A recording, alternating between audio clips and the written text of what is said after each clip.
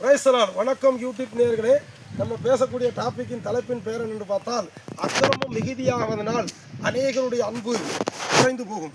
அக்கிரமம் மிகுதியாவதனால் அநேகருடைய அன்பு குறைந்து போகும். அக்கிரமம் என்றால் என்ன, ஒழுங்குங்கரமம் என்றால் என்ன?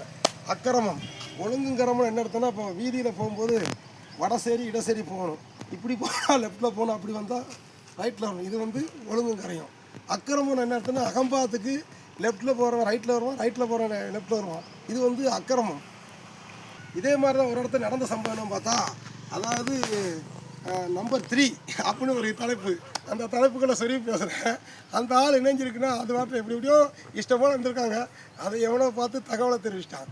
இது வந்து ஒழுங்குங்கரமும் சொல்லவா அக்கிரமும் சொல்லவா தெரியல. ஏன்னா அவன் அங்கே சொன்னது சொல்லாத அவங்களோட சௌரியம் நம்ம அதை தலையிட வேண்டாம்.